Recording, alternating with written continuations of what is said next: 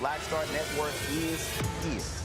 Hold no punches. I'm real revolutionary right now. Support this man, Black Media. He makes sure that our stories are told.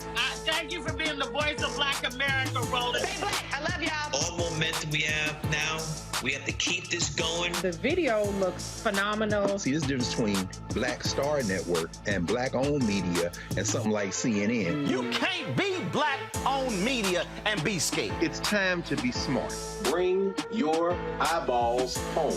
You dig?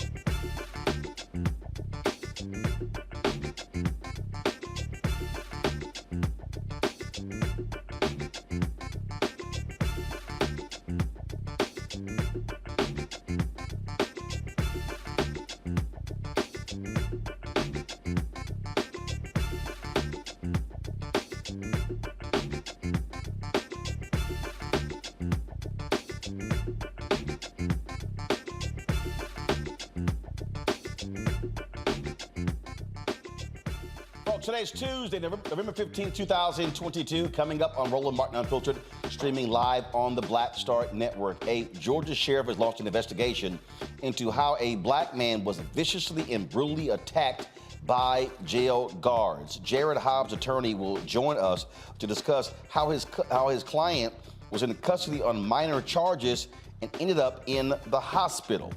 In staying in Georgia, the Democratic Party, the Warnock for Georgia campaign, the Democratic Senatorial Congressional Committee, they are suing the state over the issue of early voting. Republicans are claiming that there cannot be early voting beginning the day after a state holiday, one honoring a violent racist Robert E. Lee.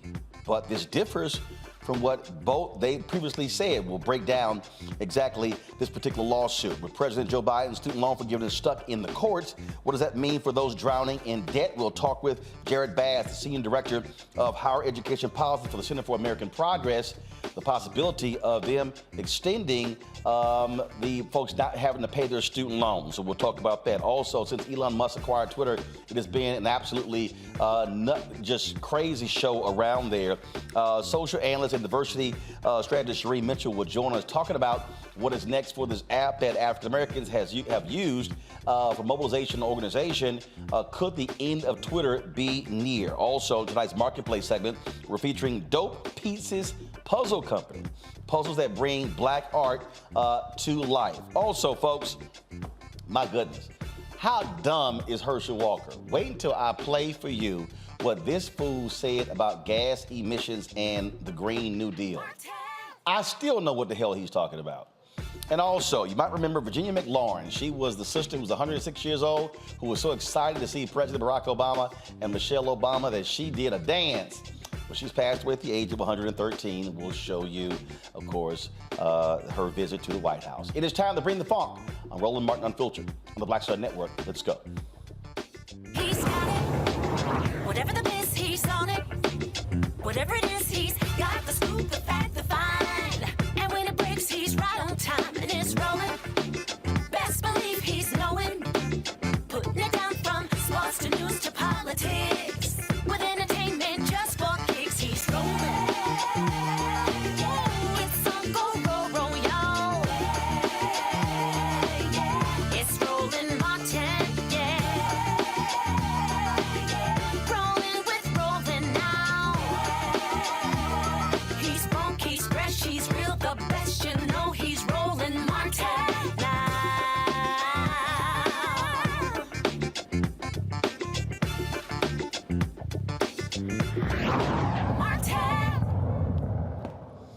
Folks, it is always painful when we have to show you a video of a black man being beaten by jail officials or even the cops as well. But this is the case out of Georgia. We're warning you right now that if you need to turn away, do so. If it's triggering, please do so. And so let me set it up this way. So a black man in Georgia was arrested for traffic violations and drug possession charges. This took place September 3rd. That's all it was. He ends up being viciously attacked by jail deputies, thrown against a wall in Camden County. Now, the security video I'm about to show you has no audio, and so we're just going to go ahead and play it right now, folks. And so, again, this is what happens when they are there in the jail. You see guards there coming up to the outside of the cell where 41-year-old Jarrett Hobbs is being held. And then 4 other guards all of a sudden come in. One unlocks the door, they enter the cell. Now, as soon as the deputies enter the cell, one deputy immediately goes for Hobbs' neck. I mean, so you see right here, okay, no rationale whatsoever. The other deputies follow, attempting to subdue Hobbs. Now, again, there are 4 deputies on Hobbs. They are now punching him viciously. They eventually pull him out of the cell, slamming him against the wall while continue to beat him. Now, you see a black sheriff's deputy steps in. He's trying to somehow intervene. These are 4 white deputies who are beating on this black suspect. And so, you see the black sheriff's deputy. They won't even allow him. He's trying to get in. You can see him trying to get in, trying to somehow. And we don't know, again, in terms of what his position is, what his capacity is. Now we see them out of frame. We don't see, what is happening as he is being subdued. But clearly, that was a vicious attack. The attorney for Mr. Hobbs is Harry Daniels. He joins us right now. Harry, glad to have you on the show. So, first of all, how you doing, Roland? Why were they entering the jail cell? He was already being detained. What have they said as to why they entered the cell the way they did? First of all, thank you for having me. According to their reports and the statements they gave to Mr. Hobbs, federal probation officer in North Carolina, the reason why they entered the cell in the first place because they said Mr. Hobbs was being disruptive and was kicking on the cell door. Now, we received video through his attorney who represented him on his federal probation. I give you some content and background as to how a lawyer in North Carolina gave access to the footage. Mr. Hobbs was on federal probation. He had served his time in federal prison for fraud. He was on probation. He was driving through the state of Georgia, Camden County, which is right above Jacksonville, Florida, before he entered to the state of Florida. He was stopped for speeding. Once he was stopped for speeding, it was determined that he had no license. It was smelled, according to the police report, smelled of odor of marijuana. They subsequently did a search, and they found Schedule 1 drugs, which was ecstasy, and he was arrested. So he was arrested on those possession charges, speeding and driving without license. Upon entering the jail, Mr. Hobbs was having a mental crisis. He was having a mental crisis at the time, and he requested to be placed in confinement, or he was determined that he needed to be placed in confinement, kind of like what they call the suicide watch or the mental health unit of the jail. That's why Mr. Hobbs had this gown on, this blue gown, and he was naked up under that gown. Usually when you go into suicide watch or that particular part of a jail, your clothes are taken from you just in case you have something that can hurt yourself, your clothing. So he was inside the holding cell. Mr. Hobbs' position that he did not do these things. He did not beat on the door. He was not cursing. I think he said he used profanity when he was accused of beating on the door. They didn't like what Mr. Hobbs said. And even if Mr. Hobbs was kicking the door, once they came into the cell, Mr. Hobbs was compliant. And like you said immediately, Roland, they immediately went to his neck, grabbed him by the neck, placed him against the wall, and beginning an outright assault on Mr. Hobbs. The way we got the video, well, they charged Mr. Hobbs. All these things that's happening to him, they charged Mr. Hobbs with 9 felonies, 9 counts. They said he beat the officers. He was obstructive. He caused injuries to the officers. So based on that, Mr. Hobbs' probation was violated. Well, Mr. Hobbs' attorney in North Carolina said his client said he didn't do these things. Show us the video. Wait. They claim that in the video that we just saw, Hobbs assaulted them. That's correct. I'm sorry, wait a minute. So wait a minute, help me out. So this is, come on, pull it up. This is the beginning of the video. That's roll it back, y'all. Roll it back. And first of all, y'all give me the video in my monitor behind me. That'd be great. So freeze it right there. No, go back. So here's Hobbs in the video. I'm not quite sure what's in his hand. His back is to, don't play it yet, please. His back is to the door. Mm-hmm. He's not even looking at the door. Leave it right there. His back is to the door. So he's not looking at the door. Obviously, they unlock, come in. Now press play. All of a sudden, stop right there. So the officer comes in, immediately grabs his neck, pushes him down, head up against the wall, roll it. Okay, he sits down. Okay, now hand on his mouth, they turn him around. At no point do I see in this, all of a sudden, now they start punching him in the head. At no point do I see him beating the cops. Yeah, it's outright lie, Roland, and I can tell you that we get that. And that's what they put in the police report, right? That's right. So they put in the police report that he assaulted them. There we go, lying in reports again. Go ahead. He was charged 9 counts. So that was one of the bases that his probation officer said, we're going to violate your probation because in Camden County, they said you assaulted and obstructed 9 counts of obstruction.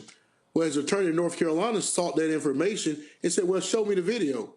Once the video was received by the probation officer in North Carolina and the United States Attorney's Office in North Carolina, where his probation case was pending, they immediately dismissed. They said there's no way this man had committed assault. So wait a minute, hold up. So the probation officer in the U.S. Attorney's Office said no way, which now means y'all can call them to testify against these officers who lied.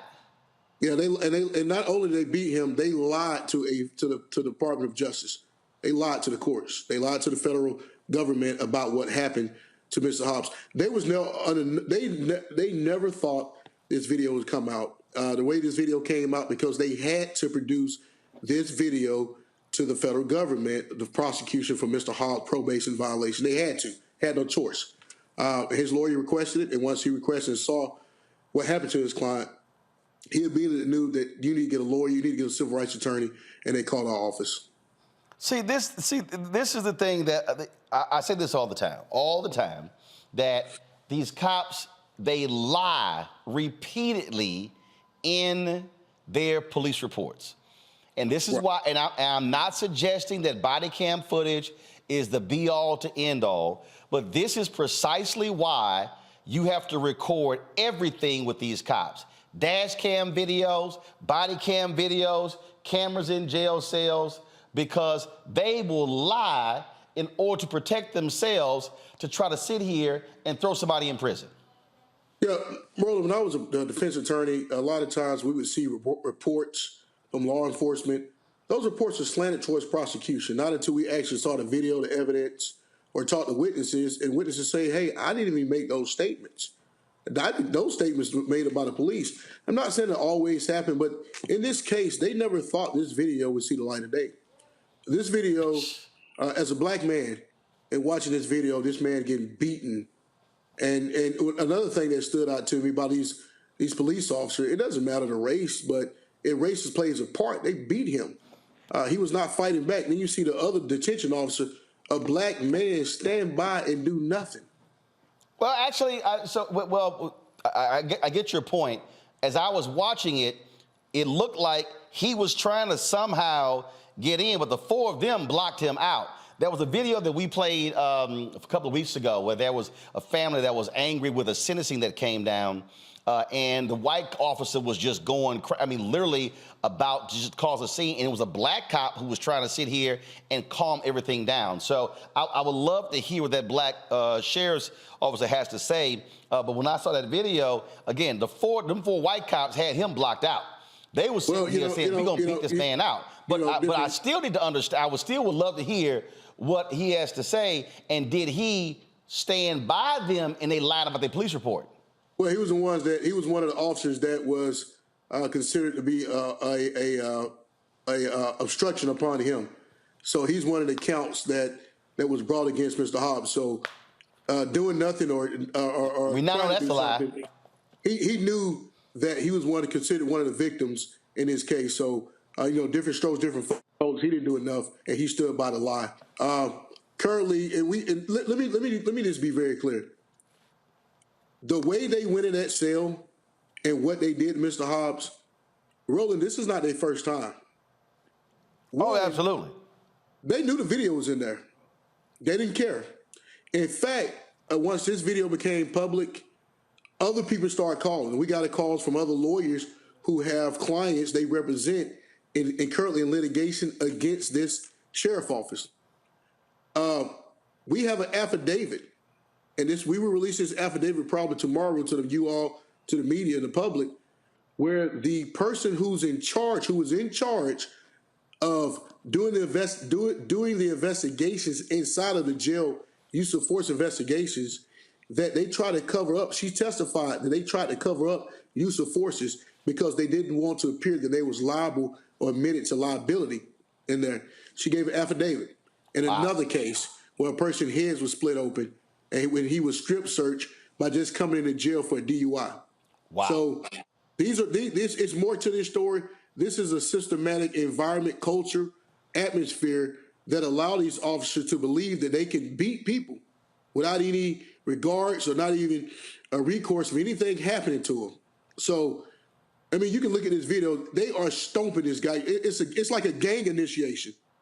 Like they try to initiate him into a gang. They beating him, and there's nothing that can be said. This is a video where it shouldn't be polarizing.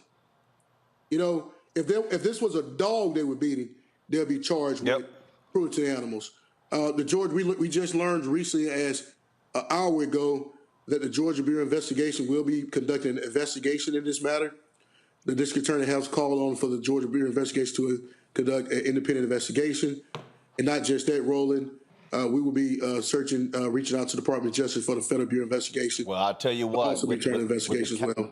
Well, with the kind of action Kristen Clark's Civil Rights Division has taken against other jail guards and wardens, I fully expect these folks to be facing some federal prison time for their behaviors. Attorney Harry Daniels, we appreciate it, man. Thanks a lot. Appreciate it, Roland. Hey, man, it's always good to have a Q on your show. Well, somebody got to feel sorry for y'all. I appreciate it. Thanks a bunch.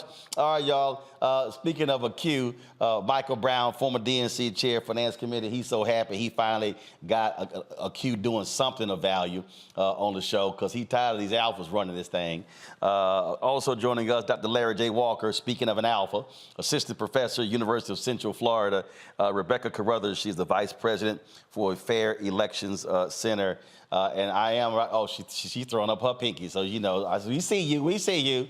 And of course, this was one of the souvenirs I got in 2020 from the Warnock team. It's a little chilly here. I decided to wear it. And yeah, Michael, I'm repping that alpha. It's black and gold. The colors ain't no incident, ain't no accident. All right, let's get right to it. Larry, I want to start with you. Look, I keep saying over and over and over again, cops, if they lie on reports, automatic firing. Automatic firing, because that's an official document. They're under the color of law. And this is the stuff that Kaepernick was protesting when all these white folks lost their minds. And we see what happened, and they straight lied. The video does not lie. They didn't get attacked, didn't get hit. They straight lied. I just believe if you lie on a police report, it should be automatic firing, and you should not be allowed to work in law enforcement ever again. I agree 100%, Roland. And it's an interesting watching, it's sadly watching the video. It reminds me of many of the other videos we've talked about on your show in terms of how law enforcement are treating folks, whether, it's police on the street, treating Black people on the street, or if they're awaiting trial for various reasons. But we've had to put an end to this. I agree with you that these individuals should be fired immediately. They lied and also submitted a document in which they lied. The other thing about it is, and you had the gentleman's civil rights attorney, he talked about the 8 or 9 counts they charged him with. I mean, you can essentially end someone's life, the ability to find a job, find somewhere to live. And so we have to keep all this in mind in terms of filing a false report. And the other thing is, Roland, in terms of the video, you highlighted this, that his back was turned. They walked in and assaulted him right away, grabbed him by his neck, and just began punching him severely. The other thing is when he's pulled out and thrown against the wall, I mean, we've seen cases, Roland, in the past where this has ended up with individuals ended up with, spinal problems, challenges, not be able to walk again for the rest of their lives. So I'm hoping that Georgia and the federal government hold these individuals accountable. And I certainly, I'll feel for this brother who's certainly just, like I said, just kind of, sitting in the cell. But we just can't continue to allow individuals in law enforcement to behave like this, like cowboys, and beat people and then think they will get away with it. We have to charge these individuals, and they should lose their jobs immediately. And Rebecca, that's absolutely it. And these folks who talk about, well, reform and let's give more money to training, they are highly critical of defund the police. But it's amazing for all the folk who love talking about Back to Blue, it's amazing how quiet they get when videos like this pop up. Well, we keep hearing it's only a few bad apples, but it's apparent that it's a bad orchard. The other thing that I do want to talk about when it comes to national standards, there are no national standards for law enforcement. For example, in the state of Alabama, you can have a GED and no additional training to now have a gun and a badge, to have the ability to do the lawful taking of someone's life if, quote unquote, the situation calls for it. So we do need national standards. There has to be training, but even taking a further step back, when it comes to mental health crises, folks should not be in our criminal legal system. When it comes to mental health crises, law enforcement should not be a part of that. Yes, we should figure out for safety, how do we make sure that there's adequate counselors and adequate people to protect the counselors going into sometimes volatile situations. But it's apparent our criminal legal system just isn't working out for us. And I would say on a personal note, I have family members who have mental illness. And one of the things that my family talks about is, what do we do in a crisis? What is our plan for dealing with crisis? Do we call the police, or who do we call when we're in the middle of a mental health crisis with some of those family members? And this just, and Michael, we just keep seeing it over and over and over again. And again, they demonize activists and others who say it's time to end this stuff. But how about the people who are running around supporting these cops stand up? In fact, in Pennsylvania, the Republicans in the Pennsylvania House are trying to impeach Larry Krasner, the district attorney. And who is leading that effort? It's the Philadelphia Police Union, because they are pissed off that Krasner has been holding cops accountable for official misconduct. That's why they want to get rid of him. And Republicans are crying, oh, it's crime, it's crime. Well, they have no proof, no evidence whatsoever. But it is the police union in Philadelphia that's upset that this DA dares to hold cops accountable, just like the union in Baltimore targeted Marilyn Mosby. Okay, that's what, because she decided to hold the cops accountable for the case there. I mean, this is what we're dealing with. These cops cannot stand. Their unions, fraternal order police, they cannot stand accountability. No, and as we've talked about on numerous occasions, Roland, is the politic dynamic. The politic dynamic in a lot of jurisdictions, whether it's a more traditional kind of law enforcement, or whether it's correctional officers, whoever it is, whether you carry a badge or not. Now that we have video of these outrageous acts, frankly, the police union shouldn't want these kind of folks in their unions.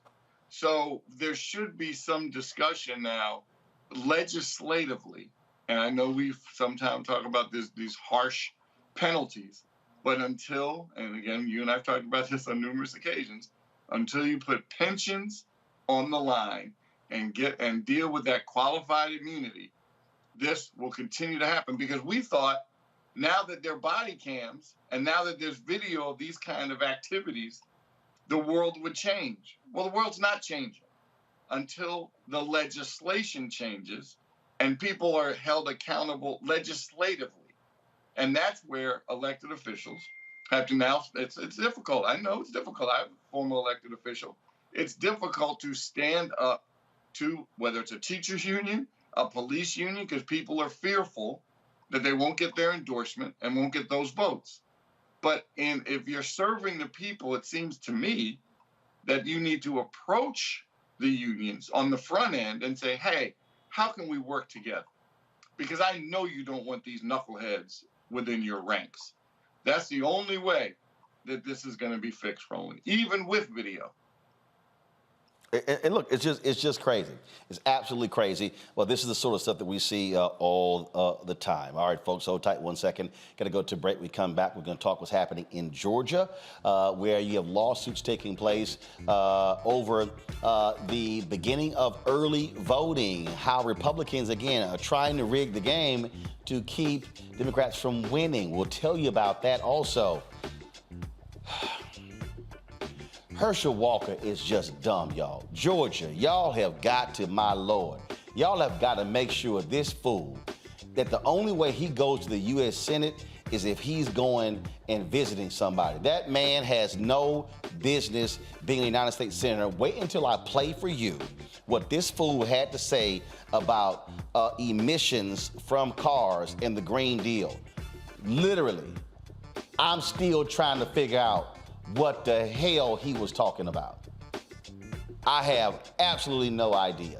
Folks, if you're watching us on YouTube, hit the like button, y'all. There's more than 2,000 of y'all watching right now. Stop talking for free, okay? Click the like button. It ain't gonna hurt you. Don't cost you nothing. When I come back, we should easily have 1,000 likes, all right? We should be waiting a whole hour, hit 1,000 likes. If you are watching on the Black Star Network app, if you're watching on Twitch, Instagram, Facebook, do the same thing. Hit the share button, hit the like button. We appreciate that. Speaking of that, download the Black Star Network app, available on all platforms: Apple phone, Android phone, Apple TV, Android TV, Roku, Amazon Fire TV, Xbox One, Samsung Smart TV. You can also, of course, support us. Your resources make it possible for us to do what we do.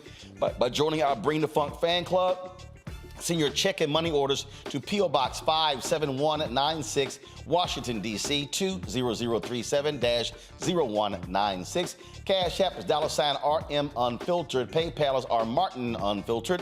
Venmo is RM Unfiltered. Zelle is Roland at RolandSMartin.com. Roland at RolandMartinUnfiltered.com. And get a copy of my book, White Fear: How the Browning of America is Making White Folks Lose Their Minds. Lord have mercy. Y'all, you know it's true. Available at all bookstores, Barnes & Noble, Amazon. Download on Audible or order from your favorite black bookstore. We'll be right back.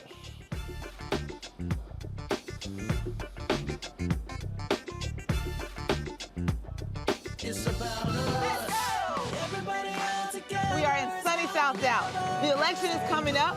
It's super important that folks know who they are voting for, but more importantly, what they are voting for. Y'all, we got the free shirts and free lunch right over here. Freedom is our birthright. No matter what we're up against, we're sending a message in Dallas and Texas and in this country. We won't back down. That's what this bus tour is all about. The housing cost is one of the most capitalized areas that we have found. People who are marginalized, that are brown and black, we are suffering the most, and I think that we have the biggest vote and the biggest impact in this election. I'm voting for affordable housing, for sure. We should not be paying the cost of a utility failure because our elected officials are too proud to say, we need help. I know that we can bring out our people to vote. It's a part of our birthright. Right. It's a part of our heritage, and surely it's a part of our present and part of our future. That's right. That's what's up. And we won't black down. Forward that message to 5 friends, because in that message, it's got links to how to get registered, how to check your registration status. like I said, 2:30, we'll start rendezvousing right here on this street. I am voting to let our voice be heard in the rural communities that, hey, we are people too. There are things that we need. Free shirts, free food, and lots of power. We are in Longview, Texas, where Black Voters Matter, 365. Whatever type of oppression a white supremacist throws our way, we will not back down. We are in relentless pursuit of liberation of our people. Freedom is liberation for black bodies and black communities to make economic change through political power. Freedom is choice.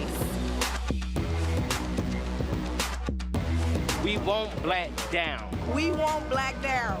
We won't black down, y'all. We won't black down. We won't black down. We won't black down. On a next A Balanced Life with me, Dr. Jackie, we meet Ricky Fairley. She was given a death sentence by her doctor 11 years ago. But for Ricky, giving up was not an option. She declared war on her disease, turned her entire life upside down, and won the battle. I know that God left me here to do this work. And when you talk about faith, faith is what got me through. I mean, I had to relinquish my faith and give my life to God and say, okay, God, what have you got for me? And He gave me my purpose. And that's why I'm here. Her amazing story of strength, balance, and survival here on A Balanced Life with Dr. Jackie on Black Star Network. Hey everybody, it's your man Fred Hammond. Hi, my name is Brescia Webb, and you're watching Roland Martin Unfiltered. Ow. Well, I like a nice filter usually, but we can be unfiltered.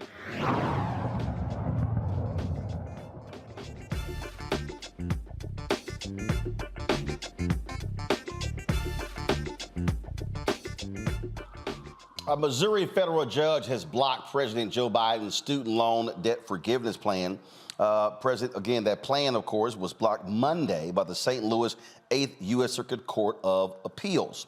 The court continued a block on debt forgiveness stemming from a court case in October where the court put the program on hold while it considered efforts by several states that questioned whether the Biden administration can waive or modify the terms of federal loans. Jarrett Bass is the Senior Director of Higher Education Policy at the Center for American Progress. Jarrett, glad to have you here. Some folks are saying that the Biden administration should have anticipated these court moves and should have moved faster to be able to get folks to apply and then to begin the process of student loan debt forgiveness. Now we're hearing the White House is considering extending this moratorium on paying back student loans. What are y'all hearing, and just what do you think again of these federal courts stopping this action? First, I just have to say, the Biden administration set out at the beginning of this whole program, assessing their legal authority and in their opinion, and they've even doubled down on that most recently, do believe that they have the legal standing, legal authority to be able to issue broad-based debt cancellation. And so they are in the process of appealing, the court's decision, Northern District Court, Texas, a Trump appointee who actually issued that opinion late last week, 2 days after the election. That's one. This is something that we will see the White House continue to fight, as they've said that they believe that the law is on their side. It's important to note that some 40 million or plus 40 million, individuals in our country are going to be eligible or are eligible for debt cancellation. The White House had already received over 20 plus million applications when the program was active. And also had taken steps to process around 16 million. So that's 16 million borrowers who were just on the cusp of relief, before this opinion had come down. And that program is going to be open through December 2023. So, we were likely to see, and we saw steps, and the administration taking steps to provide relief, as it said it was going to. I think the part here, not to get lost, is, while debt cancellation is one piece, this was part of a larger comprehensive plan from the White House to address the issue of student debt in our country. So we saw that with, changes to the public service loan forgiveness that came out, extension of the payment pause, which I'll talk about here in a minute again, and then also income-driven repayment plan as well that the White House and Department of Education are still working on rolling out to make repayment and life easier for borrowers once student loan payments turn back on. So one thing up for consideration that we're hearing is, whether or not, as part of this comprehensive plan, since debt cancellation is temporarily on hold, whether or not it would make sense to extend the payment pause beyond January 1st. And that's something that, reporting from Washington Post and other outlets has reported, the White House is considering. So I think, all options are on the table, but, this is still part of a comprehensive strategy from the White House and from, those in Congress who support it to pursue, debt relief for borrowers. But is there anything that people can do, or is this simply now going to have to just wind itself through the court system? So while this is winding its way through the court system, one easy task, for those who have student loans is just to sign up for updates on studentaid.gov. So that same website that people were using to fill out the application for debt relief, they can go on studentaid.gov and sign up for updates for information around the status of the program, what the administration is doing, and also for updates around some other key initiatives that the department's working on to provide relief to borrowers. All right, then. Well, look, this is one of those issues that played a huge role in the election, has major financial ramifications, and we certainly hope to see some action, some positive action from these courts when it comes to this issue. Thank you. All right, appreciate it. Thanks a bunch. Back to my panel here. Michael, look, here's the deal. This is why we talk about why courts matter. You have Republicans who seek out these Trump judges for the purpose of, again, getting them to rule a certain way. Democrats now control the Senate. They now will have another 2 years to continue to fill as many of these federal vacancies as possible. This is why this is important. And I love these yahoos who try to come at me talking about, oh, you've been a shield for the Democratic Party. I can show you case after case how Trump-appointed judges are ruling against issues that many of us care about. This is why how you vote matters. Who controls the White House, who controls the Senate, has an impact on who these federal judges are who serve for life. Absolutely correct. As elections have consequences, and this is part of the consequence of when you hold the United States Senate, where you get to control these judges. And frankly, history has shown how you're supposed to treat these seats that are vacant. For example, and we'll just use the last couple of presidents, President Obama did not do a very good job of filling these seats. Yes, he appointed a couple to the Supreme Court, clearly, and I'm not saying he didn't appoint any federal judges, but it's almost like his team was always looking for kind of the perfect judge. Like, you could never have gotten a B on your report card ever in life to serve. Number 45, however people refer to him, it did frankly a great job. He didn't care. He just wanted a conservative judge that was young. If you fit those two criteria and that you were on the Federalist list, if you're on that list, you were young. Obviously, if you're on that list, you're already very conservative. That's good enough for him. And he was just filling these seats that Obama didn't fill. To President Biden. Well, actually, remember that Obama was also blocked from filling. Mitch McConnell and the Republicans blocked. But you're right. The Obama folks were not aggressive in those first 4 to 5 years when they controlled the Senate to be able to appoint judges. As I mentioned, having the Senate, elections have consequences. President Biden, to his credit, is filling those seats, those vacant seats that 45 didn't get a chance to fill because he was not reelected.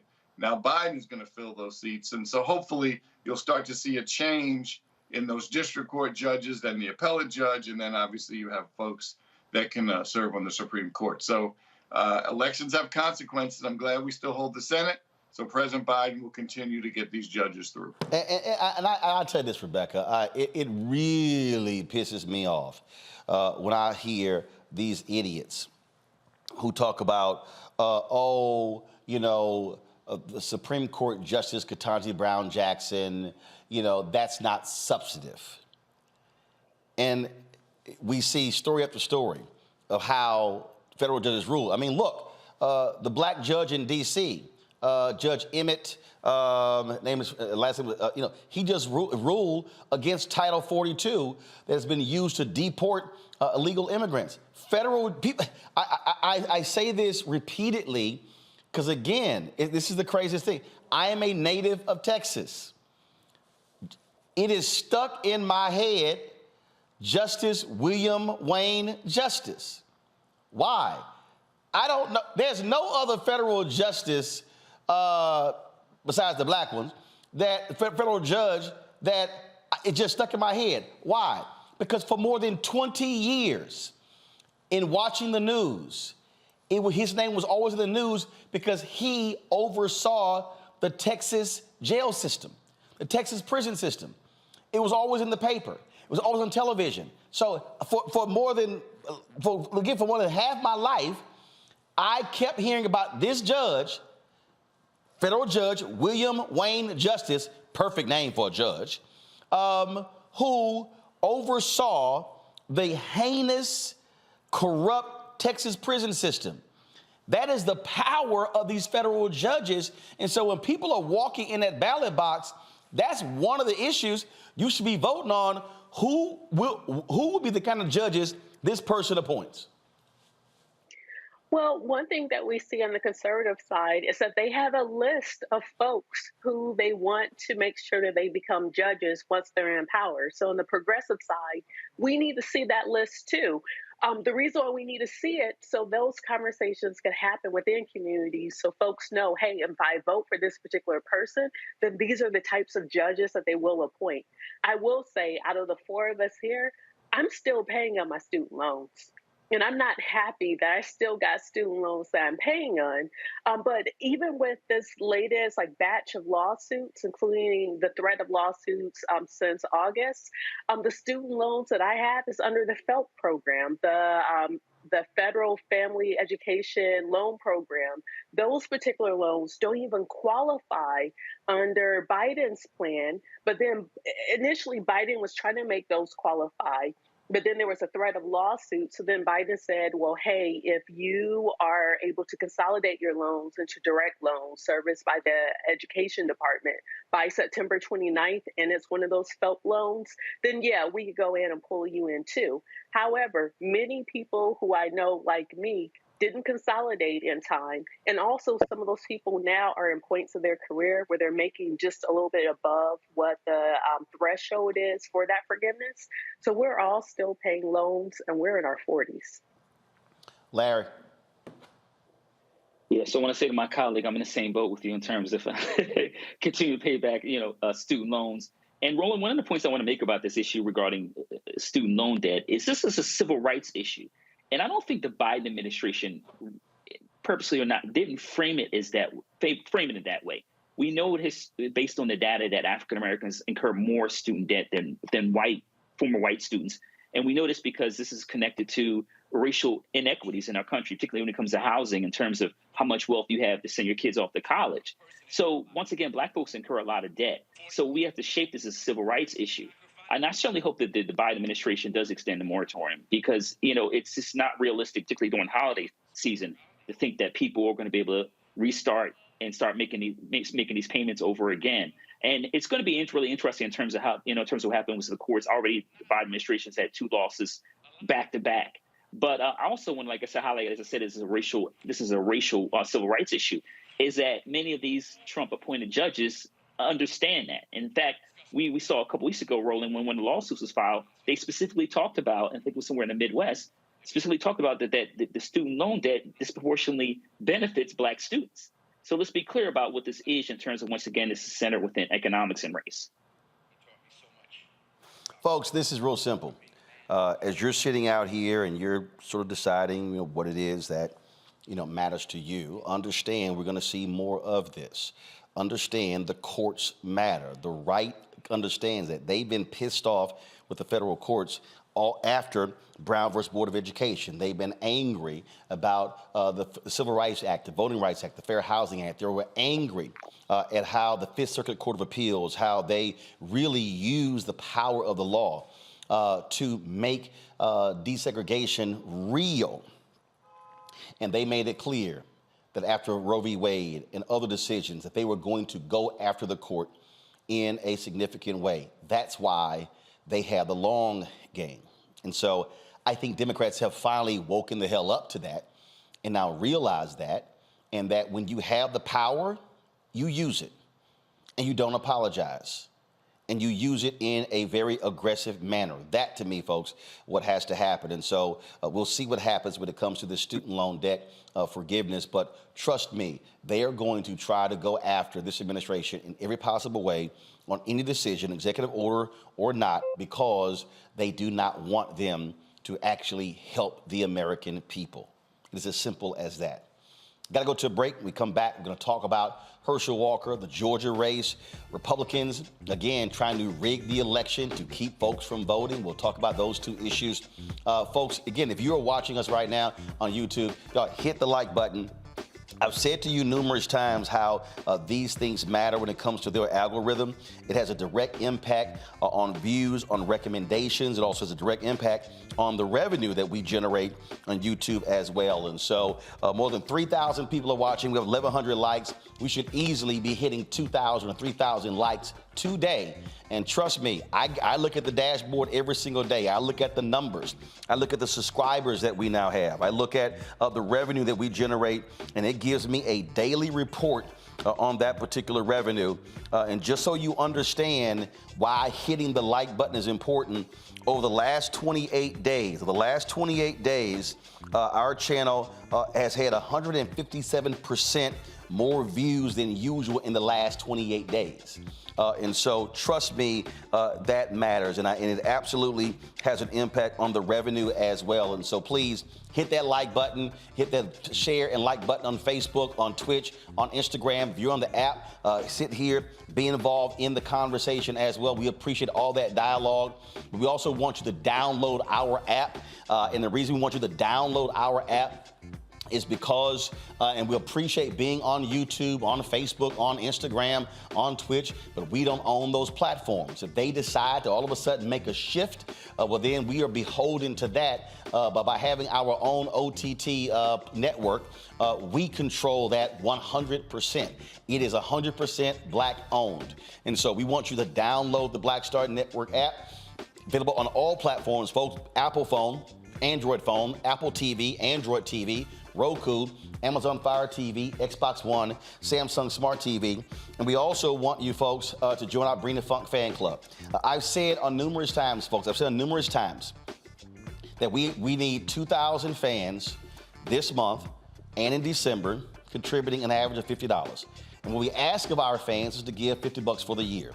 There are people who say, I can't afford that. They give less. We appreciate every dollar. There are people who give more. I've had people literally walk up to me at events to put money in my hand, checks and cash in my hand, saying, hey, I support this show. Your dollars absolutely are critically important to us because we're out here fighting the good fight when it comes to advertising. Yes, you've seen ads from Target, and we appreciate the buy that they did. We previously had ads last year from Amazon and Verizon.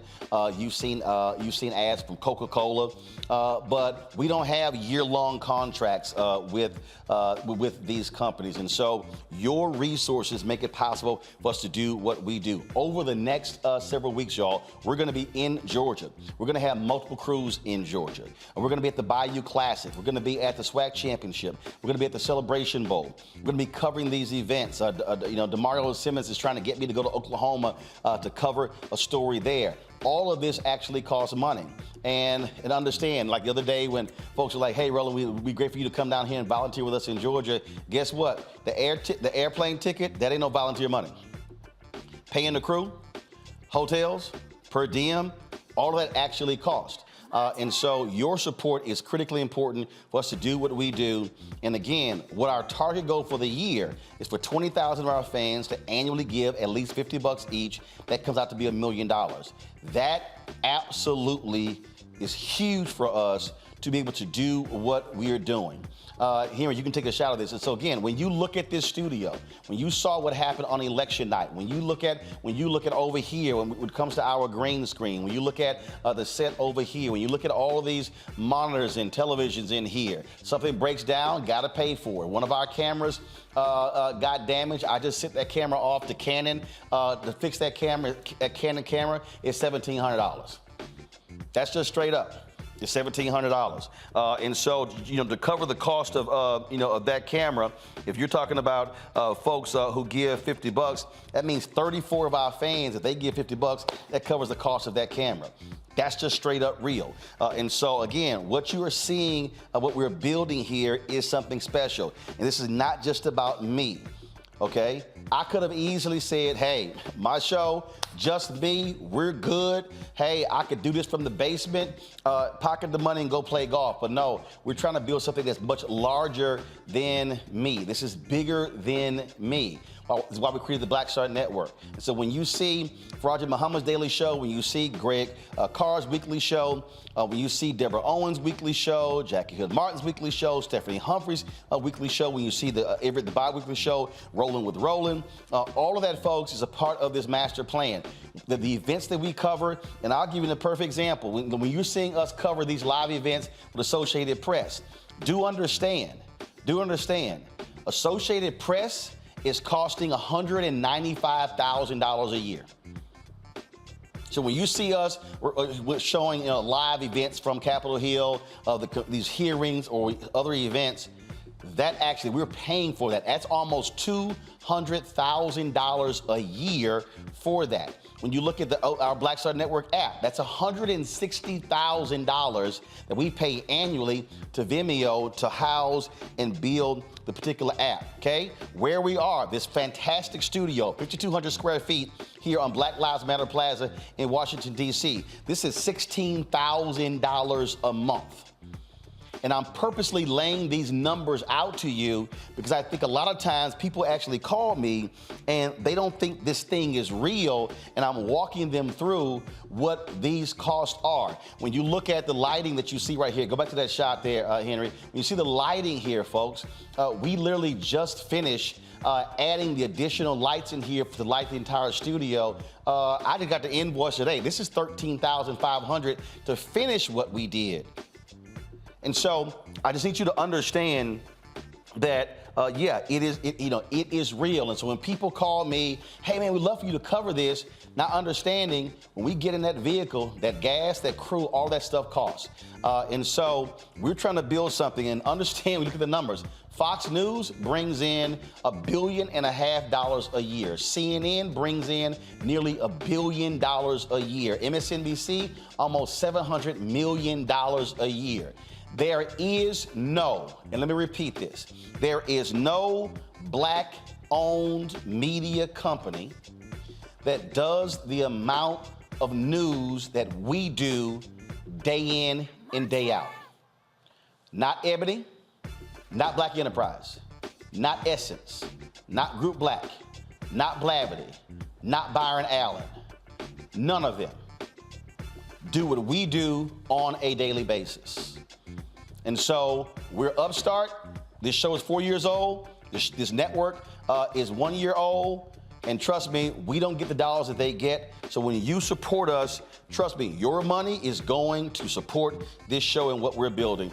And so you can send your check and money orders to P.O. Box 57196, Washington, D.C. 20037-0196.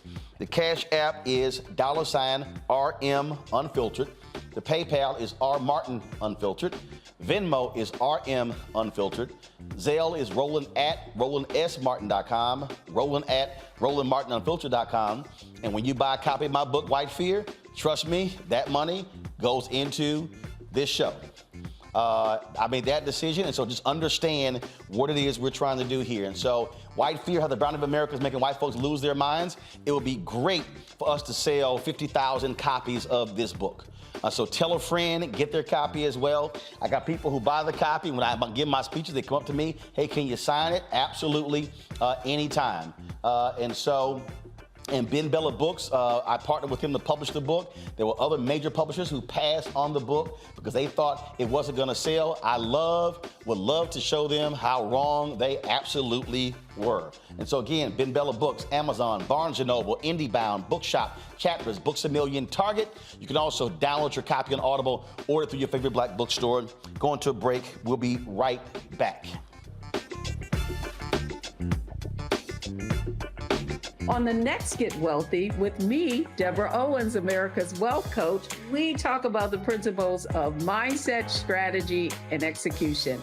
This week, we're adding a fourth, faith. You're going to hear from a mother and daughter duo who are helping thousands of Black women build wealth, all through their faith. You are more than you can ever imagine. Not just obtaining things to show that, but seeing yourself. Making your faith work for you. That's right here on Get Wealthy, only on Black Star Network.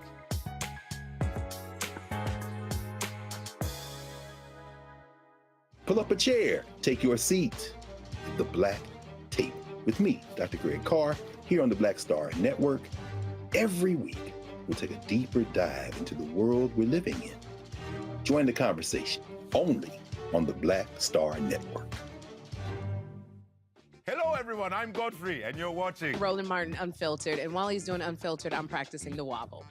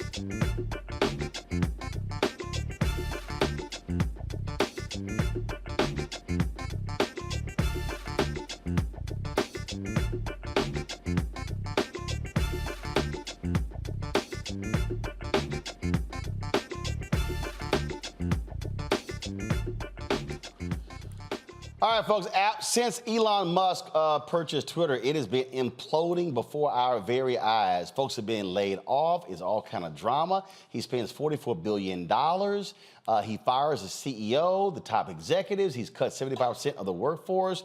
Now they've seen a mass exodus of employees as he announces that bankruptcy is not off the table. Racial slurs have dramatically increased. They've cut back again on the monitoring as well. The Center for Countering Digital Hate found 26,200 tweets and retweets containing the N-word were published between October 31st and November 6th. High-profile users like Whoopi Goldberg, Shonda Rhimes, and others are leaving. Advertisers are putting their money on hold. It is an absolute shit show at Twitter. Joining us now is Shireen Mitchell, social analyst and diversity strategist.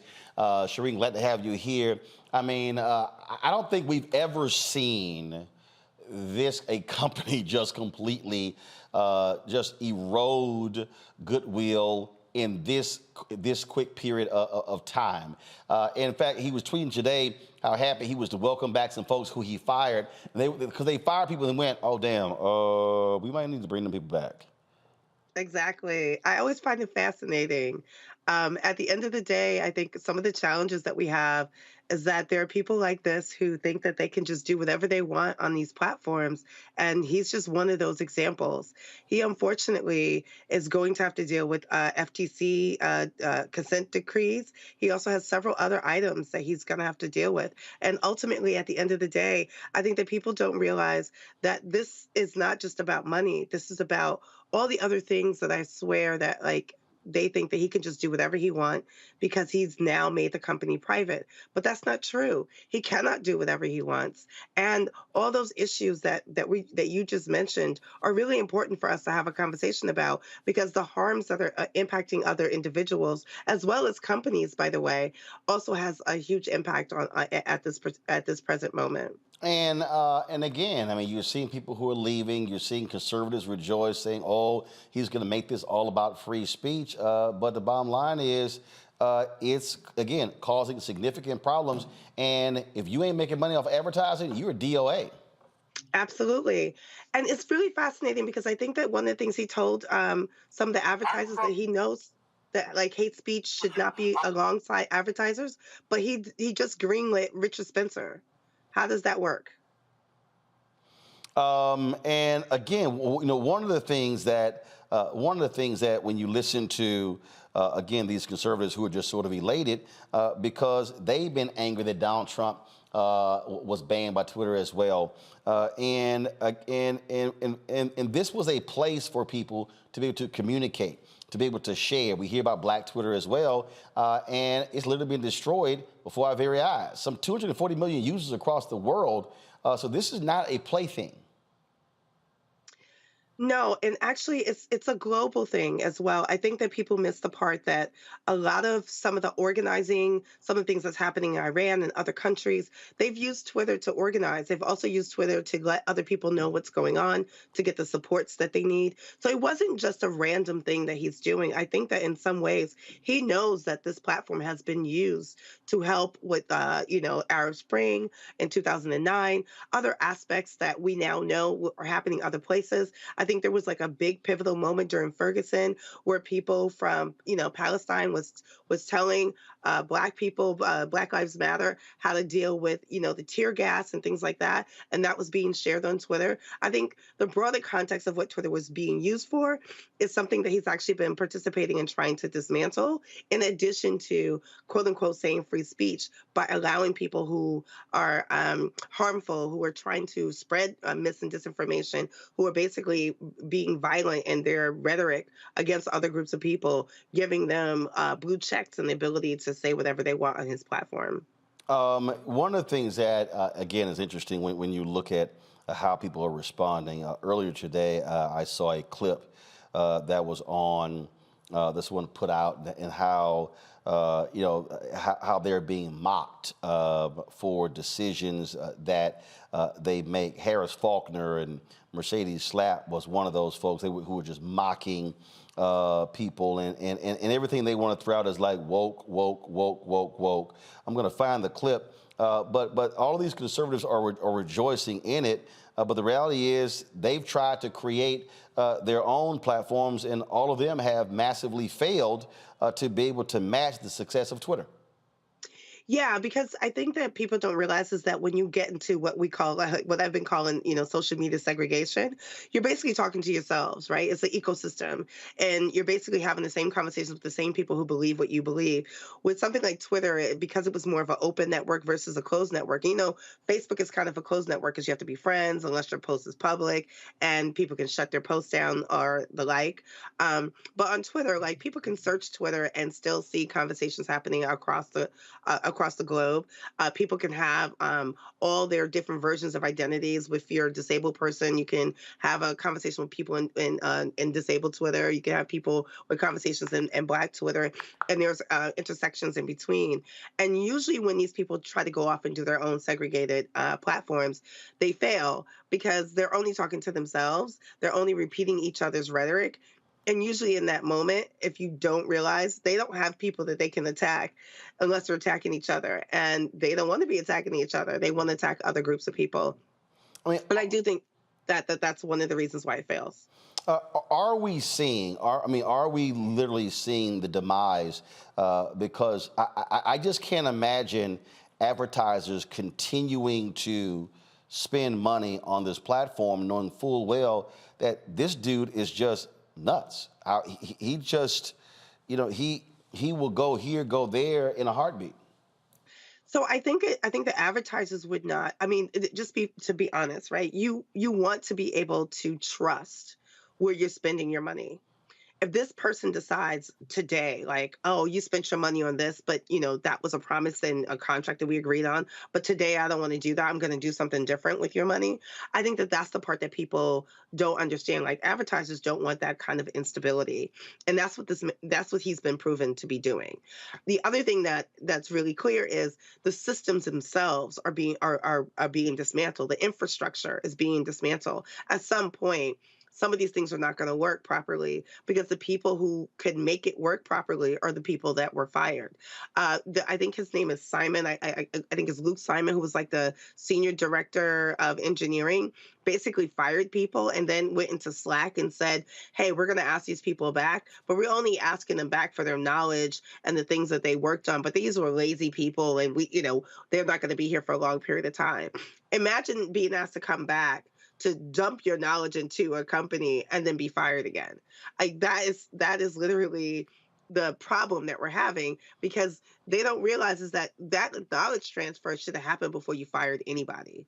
But when you make a blanket firing like they did with the 3,700, and then later did it to like 4,000 and something for the contractors who were also dealing with content moderation and making sure that there were certain things in place, that, like, why would advertisers want to be in a system that they know is eventually going to break and not work properly? This is what took place.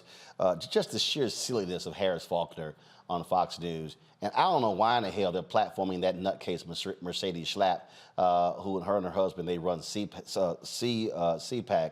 But just watch this, folks. And again, they're mocking all the people who are there at Twitter and some of the cuts he's making. But these are the same people who use the very same platform. So let me go see if I can just play this here. What? It's not even Friday yet, baby. Welcome back. Elon Musk first banned working from home, and now he's getting away with free lunches for employees hold on who one second. survived the chopping We'll have block it for you in a at second. headquarters in San Francisco. Once He says control lets me know. But again, what you're seeing are people who think this is a joke, but we're talking about employees. We're talking about people who can't afford publicists and marketers, and people who literally utilize this platform for messaging. I mean, it serves a crucial purpose. It does, and it's not just the marketing purpose, which is like from a corporate perspective. A lot of marketers have used this platform for that. In many instances, you've seen the way that they've done outreach, the way they've used influencers to get their message out, the way that they've reached their target markets based on using platforms like Twitter and Facebook. But it's also, campaigns and politics. They've used it for those political frameworks. Like, many of the aspects that we just saw during the election was being used. And the fact that he decided to, quote unquote, break Twitter just before the election is also a key part of this. So, like, even doing any digital organizing or getting any politician to participate in doing outreach with their videos, those are ads that they're also paying on Twitter as well. So it's not just the activists, but it's all these key pieces of how we operate in society with ads. And he's basically saying, I don't care about those ads unless it caters to what I want this platform to be. And he's saying for free speech, while basically, dismantling free speech for certain people. Questions from the panel. Let's see, Rebecca, you first. Sure. So my question for you is, what's the path forward? Right now, we see that Twitter isn't capable of protecting those of us who are on Twitter and protecting us against targeted hate. So what's the path forward? How do we as users who are still on the platform navigate this until either we migrate to a different platform or Twitter or Elon Musk figures this out? I don't expect Elon Musk to figure this out, by the way. He happens to be one of those people who believe that he's the one that can fix it, and the people who could fix it, he let go. So I think the reality that I think that for all of us that we need to face is that we need to be able to still operate in this platform. So one of the first things I tell people to do, download your data now, get everything you can off the platform that you've put up here, because that's your content. Make sure you have it, and make sure you have any backup versions of that if you want to share that content anywhere else. But the other piece is that I've seen groups leave en masse, but I've also seen groups huddle together and say, we're going to do our best to protect as many people as we can on this platform, and making sure that they're paying attention. And here's the key thing. I saw many instances where government officials were being tagged as, mis or disinformation. That's going to be a problem, because official sites like the National Wildfire, one of the National Wildfire Associations, their official status was removed. Their blue check might be there, but there will be mimics of that. So now we have to have people paying closer attention to seeing whether or not these are really official organizations or entities or not, because now anyone can buy a blue check mark. It does not mean that they're official. It does not mean they're a real person. It also does not mean that this is not someone who's there to commit some harmful acts. I would say still report them, document it, but ultimately where people are going at this point is places like Counter Social, Mastodon. I'm seeing other aspects of people trying to do community building and other aspects, but up until that moment that we find where everyone else is going, right now some people are still staying to try to make sure that they can have that community. Before I go to Larry, here again is the mocking of Harris, Faulkner, Mercedes. I mean, this is just how silly these people are. What? It's not even Friday yet, baby. Welcome back. Elon Musk first banned working from home, and now he's getting away with free lunches for employees who survived the chopping block at Twitter's headquarters in San Francisco. He says Twitter spends $13 million a year on food service. And that, quote, badge-in records show peak occupancy was 25%, average occupancy below 10%. There are more people preparing breakfast than eating breakfast. They don't even bother serving dinner because there is no one in the building. But the move drew rapid criticism from former Twitter employees. Who would have guessed? All right. A Democrat activist who tweeted, quote, he fired 3/4 of the employees, and now he's planning to starve the rest of them. Oh, Mercedes. I can't. This is worse than Biden's student loan forgiveness program. I'm serious. Look, Harris, I think that it is a former woke company that is going broke, and Elon is trying to save it. And that's really the result of this. When you're talking about the fact that in San Francisco alone, hardly anyone was going to work. They're spending a ton of money on the property itself. Why not make these fundamental changes? So he did come in with the sink. He's making a statement. He's trying to make sure they don't have to go bankrupt, but it's going to be painful. And these Twitter employees, which are snowflakes, can't handle it. And and so we welcome the change. We want to see Twitter really become this platform for free speech and this platform to make sure that it actually can survive when it's being mismanaged by a bunch of liberal, woke, management types that are now gone. So, Mark, this may be a little frugal. Boy, I love it how we just work in woke there several times, Larry. And that's really what is at play here. They can't stand the fact that people actually have a point of view and get to express it, and we can blast people like her. Matter of fact, let me see the tweet showing how stupid she is right now. Go ahead. Yeah, she got in all the adjectives she could describe some people that Fox likes to make fun of.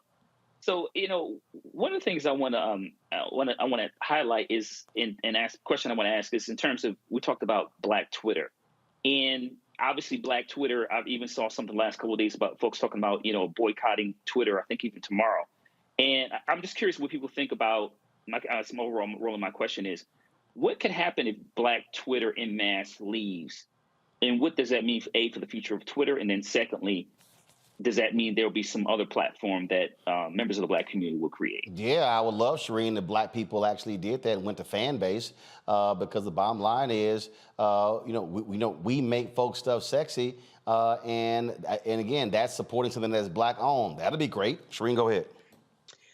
No, absolutely. I mean, but we have to also remember, like, I think this is part of the key piece of that is that remember we had that before, right? We had Black Planet. Like, don't forget, y'all. Like, it's not like we didn't do this. Well, version actually, before. Black Planet still exists. It's owned by Urban One, their interactive one division. But not as many people are using it, right? Right, precisely. Exactly. That's my point. At the time when it was still a website, there was plenty of people who were using it. It's now moved to mostly a mobile app, and we're not seeing the same kind of movement there. So that's the example that I'm sharing, that we have the capacity to build our own, but we don't necessarily do that. Fanbase is another example. I think that if Black people leave Twitter en masse, I think that is something that's going to definitely have an impact on the platform for sure, because I think most of the culture of Twitter has come from Black Twitter.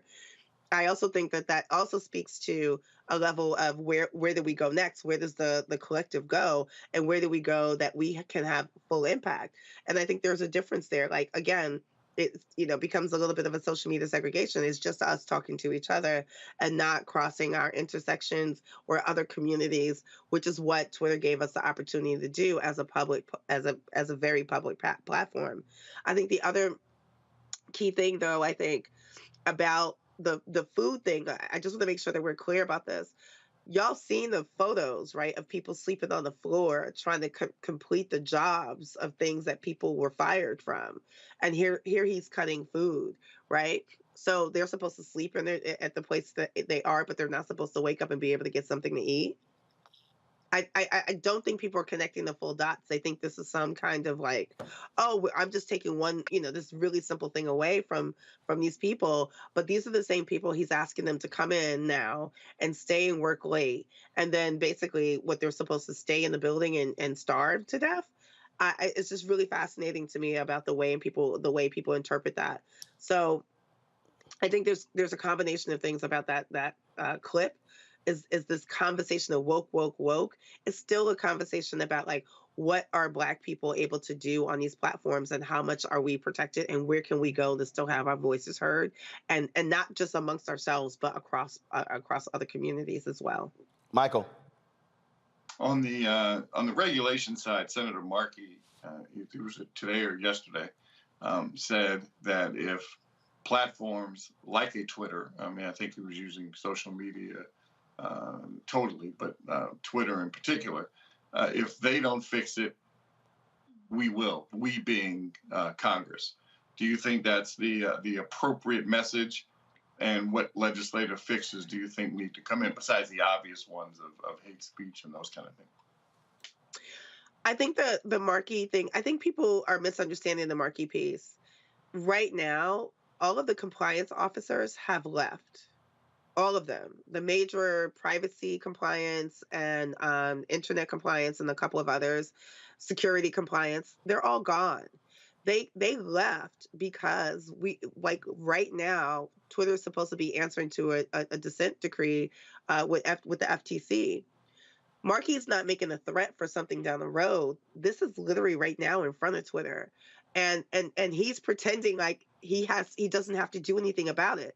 I think there was like an email that went out from one of his personal lawyers that said, like, he put ships on space, so like Congress means nothing to him, and he's literally saying things out loud that says that Congress means nothing. I think that there's a problem when people don't realize that there's actual laws that need to be fulfilled, and he's basically saying that as him being a genius and a billionaire, he doesn't have to comply to any laws or anything like that. And I think that that's part of the problem. I think that people don't understand. He took it over at a point where they have to report out, and someone has to sign that compliance agreement. And the people who were willing to do that, who had the capacity to do that, to make sure Twitter was doing what it was supposed to do, those people walked out. They weren't fired. They walked out.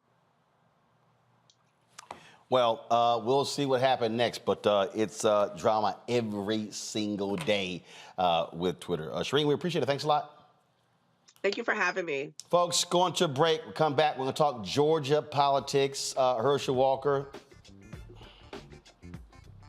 Every time this fool opens his mouth, I literally say, boy, can you speak English? Y'all, wait till I show y'all what this man talked about. It's making my head hurt even having to think about it. Also, the Warnock campaign, Democrats are going after Georgia over early voting. Republicans now are playing games when early voting can start. And what does this Confederate holiday have to do with it? Yeah, we'll explain it to you. All right, folks. Download the Black Star Network app, Apple phone, Apple TV, Android TV, Roku, Amazon Fire TV, Xbox One, Samsung Smart TV. You can also, of course, support us joining our Bring the Funk fan club. Check and money orders go to P.O. Box 57196, Washington, D.C., 20037-0196. Cash App, $RM Unfiltered. PayPal is R Martin Unfiltered. Venmo is RM Unfiltered. Zelle is Roland at RolandSMartin.com. Roland at RolandMartinUnfiltered.com. Shout out Gregory Walker, Damian Blissett, Herman Stooks Jr., David Ferris, David Brown, Marcus Gutner, Joan Warren, Bradrick Bennett, Priscilla Smith, Todd McManus, Charlotta Cummings, Earl, Samelba Lewis, Terry, Allison Aldridge, Corey Pearson. All of them have given during the show. Let's see here. I'm also going to, let's see here. Cassandra Baugh, we appreciate it. Thank you so very much. Let's see here. Thanks for giving via PayPal. Let me see here. I know I got some folks via Zelle. So let me go ahead and give them a shout out as well. Michelle Lorraine, thank you so very much. Jocelyn Bouse or Bouse, thanks a lot. We also have Lindsay Murray, Keith Claiborne. We certainly appreciate you as well. Let me see here. Rise Ratney. We also appreciate you giving as well. Let's see here. Alita Gardner, thanks a bunch. Deborah Slaughter. Deborah, thank you so very much. Sarita Torrance. Sarita, we appreciate you as money. Devin Slaughter, thanks a bunch. And Angelia Thornton Hill, thank you so very much. Barbara Farrell, thank you so very much. Maynard Properties, we appreciate you as well. Janae, thank you very much. You just sent something, I got you. Alan Reynolds, thanks a lot. Beverly Green as well. I'm gonna do one more. Shalinda Lewis, Suzanne Allen Murphy, Yamini. Again, thank you everybody who was given during the show since we've been on the air. We'll be right back. It's about us. Everybody out together. We are in sunny South Dallas. The election is coming up. It's super important that folks know who they are voting for, but more importantly, what they are voting for. Y'all, we got the free shirts and free lunch right over here. Freedom is our birthright. No matter what we're up against, we're sending a message in Dallas and Texas and in this country. We won't back down. That's what this bus tour is all about. The housing cost is one of the most capitalized areas that we have found. People who are marginalized, that are brown and black, we are suffering the most, and I think that we have the biggest vote and the biggest impact in this election. I'm voting for affordable housing, for sure. We should not be paying the cost of a utility failure because our elected officials are too proud to say, we need help. I know that we can bring out our people to vote. It's a part of our birthright. Right. It's a part of our heritage, and surely it's a part of our present and part of our future. That's right, that's what's up. And we won't black down. Forward that message to 5 friends, because in that message, it's got links to how to get registered, how to check your registration status. Like I said, 2:30 we'll start rendezvousing right here on this street. I am voting to let our voice be heard in the rural communities that, hey, we are people too. There are things that we need. Free shirts, free food, and lots of power. We are in Longview, Texas, where Black Voters Matter, 365. Whatever type of oppression a white supremacist throws our way, we will not black down. We are in relentless pursuit of liberation of our people. Freedom is liberation for black bodies and black communities to make economic change through political power. Freedom is choice. We won't black down. We won't black down. We won't black down. We won't black down. We won't black down. We won't black down. hatred on the streets. A horrific scene, a white nationalist rally that descended into deadly violence. White people are losing their damn minds. As an angry pro-Trump mob storms the U.S. Capitol, we've seen We're about to see the rise of what I call white minority resistance. We have seen white folks in this country who simply cannot tolerate black folks voting. I think what we're seeing is the inevitable result of violent denial. This is part of American history. Every time that people of color have made progress, whether real or symbolic, there has been what Carol Anderson at Emory University calls white rage as a backlash. This is the rise of the Proud Boys and the Boogaloo Boys. America, there's going to be more of this. Here's all the Proud Boys, guys. This country is getting increasingly racist in its behaviors and its attitudes because of the fear of white people. The fear that they're taking our jobs, they're taking our resources, they're taking our women. This is white fear.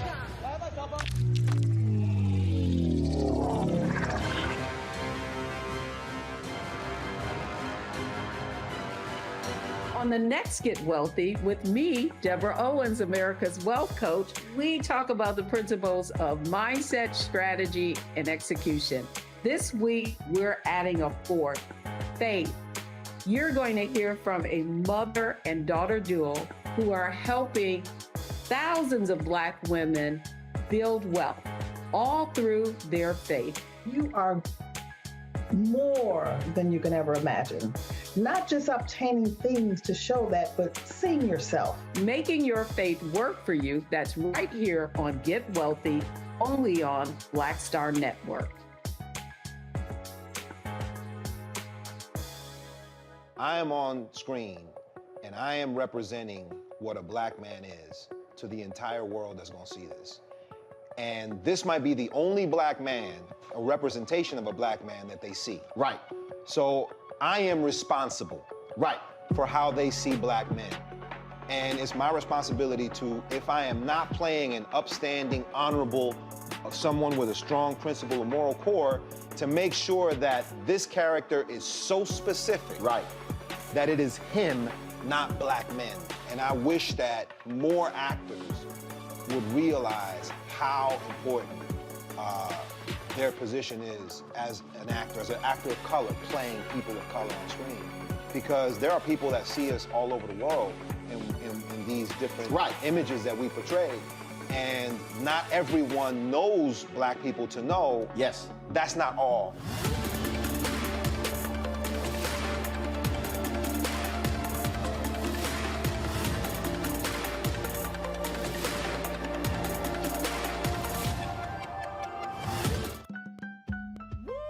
We're all impacted by the culture, whether we know it or not. From politics to music and entertainment, it's a huge part of our lives, and we're going to talk about it every day right here on The Culture with me, Faraji Muhammad, only on the Black Star Network. Yo, what's up? This your boy Ice Cube. What's up? I'm Lance Gross, and you're watching Roland Martin Unfiltered.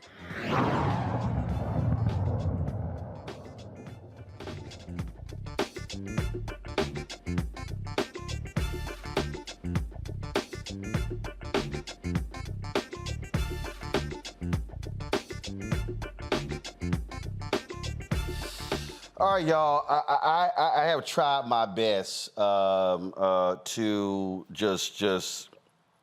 I'm still just shocked that we even having a runoff in Georgia between U.S. Senator Raphael Warnock and this nutcase Herschel Walker. Folks, he was at a rally, and he was at a rally yesterday, and the topic dealt with gas emissions and green new energy and all of this. And I just got to play this video, and I can't wait to hear what Larry, Rebecca, and Michael has to say. Because what I heard, this is just stupid. Okay, y'all ready? Watch this. I can promise you, Iran, Russia, and they're not talking about trying to charge a tank out in the desert. They're talking about war. And let me tell you this here. If we was ready for the green agenda, I'll raise my hand right now, but we're not ready right now. So don't let them fool you like this is a new agenda. This is not the new agenda. We're not prepared. We're not ready right now. What we need to do is keep having those gas guzzling cars, because we got the good emission under those cars. We're doing the best thing that we can, but we need help. We need help, and those other people not helping us. China not helping us. India not helping us, but yeah, we're going to do it all because they spending your money. I can promise you, Iran, Russia, and they're not talking.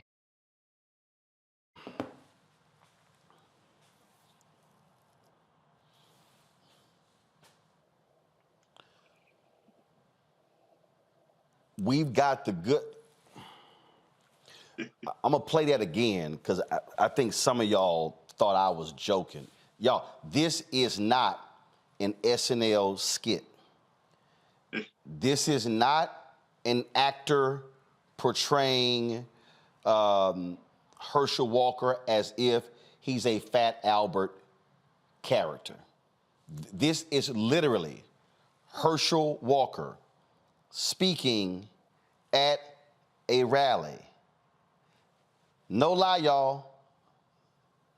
Okay, let me play it one more time. I can promise you, Iran, Russia, and they're not talking about trying to charge a tank out in the desert. They're talking about war. And let me tell you this here.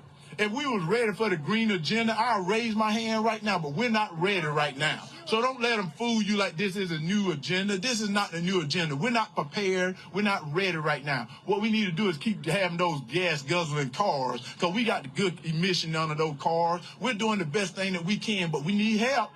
We need help, and those other people not helping us. China not helping us. India not helping us, but yeah, we're going to do it all because they spending your money. I can promise you, Iran, Russia, and they're not. Okay. Rebecca, we've got the good emissions onto our cars. So what? I'm still trying to understand what I just watched. Like, I heard him say, we're not ready for the Green New Deal because we're just not ready yet. We have the good gas guzzling cars and we got emissions.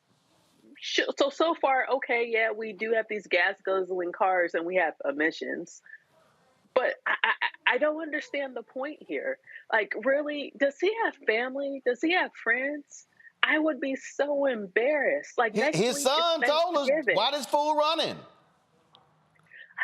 Who does he show up next week at the Thanksgiving meal? If I said something like that and then I showed up for Thanksgiving next week with my family, I wouldn't hear the end of it. I just don't understand anymore. Like, I get the whole, he was running for power, great, but I just don't understand right now. This just doesn't make sense to me. Like, I just, like, my brain is still, like, if you saw, like, my face, like, now I sound like him. Thank you, Herschel. But Michael, I sound like you. Michael, here's what's so nuts. Well, we're not ready for. I'll be the first one to raise my hand. We're not ready for the. We're not ready for the Green Deal because Republicans are blocking it. Because they're beholden to fossil fuel industry. If they actually get the hell out of the way and make the commitment and put the resources, then we're not having this issue. Then we're not behind. Look, I saw a tweet the other day from a Daily Caller who was trying to criticize America, criticize Democrats because China is now the leader in solar panels. I'm sorry, I can remember when a Democratic president put some solar panels on top of the White House and was ridiculed by Republicans left and right. And then when Ronald Reagan became president, he took the solar panels down that Jimmy Carter put up. And guess what? Solar panels, they are an American invention. And so here you got Republicans and conservatives. Well, it's a doggone shame that China is now the leading manufacturer of solar panels in the world because Republicans ridiculed solar panels. That's why. I have a headache from listening to him trying to figure out what he was saying. The first thing I was thinking about was remember that old commercial, I'm getting an Excedrin headache? I mean, as my other colleague just mentioned, he's an embarrassment. The fact that more than 1.9 million people voted for this clown, and I hate calling another brother a clown, but if the shoe fits, You got to put the shoe on. He's a clown. And 1.9 million people walked into that ballot and said, I want him to represent me in the United States Senate. Wow. I sit here. Okay. I got to do one more, Larry. And again, I don't know what the hell Harris Faulkner is doing on Fox News. I got no idea. So y'all gonna love this one, okay? This like the politics for dummies greatest hits. I don't know what it is. All right, so watch this here. Was anyone that was running. They endorsed me because they knew I was going to have their backs. They knew that I would always stand up for them. The Georgia people know I would stand up for them. And I thank Governor Kemp for winning again because he's done some great things for the state. Well, Governor Kemp is he's helping me to run as well. There's a lot of people that believes in this country. They believe in the people, and that's who I believe in. I believe in the people. And from what I've read in the Constitution, it said we the people, not we the government. And Senator Warnock want the government to control your life. And that's one of the things I do not want. I think right now the government has shown they're going to spend your money, they're going to raise your taxes, they're going to give you more crime, they're going to open the border. They're doing things that's not America. They're doing things that's not Georgia. And right now, as I told people, I'm Georgia born, Georgia bred. When I die, I'll be Georgia dead. I love this state. I love this country. And I will always fight for the people and always fight for this country. Well, you know what? I had election night, live audience, voters' voices. And endorse anyone that was running. Okay, all right, first of all, your ass live in Texas. And you've been living in Texas. They recruited you from Texas, and so you ain't even been living in Georgia the last number of years. But, oh, well, I read the Constitution. It said we the people, not we the government. Larry. So, Roland, a couple things. The Constitution, Larry, literally spells out the government. I mean, it literally spells out the governance of the country. It literally spells out the number of people in the Senate, in the House, what age you can run, the Supreme Court. I mean, it said we the people, not we the government.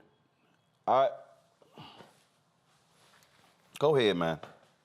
I don't have the words, so I'm going to try. So let's unpack this a little bit. First of all, Herschel Walker is why we have to deconstruct issues about white supremacy. That's first of all. Second of all, he is an embarrassment because all the stereotypes and misconceptions you have about black men, about all those things we have talked about in terms of relationship with men, how he abuses them, etc. All this is reinforced, like I said, stereotypes about black men. The other thing is, Roland, it reminds me when I see him at the podium and he was speaking to the crowd, and I'm watching the people in the crowd look at him. It reminds me of that song, Why Do Fools Fall in Love? The way they're looking at him, because he doesn't know what he's talking about.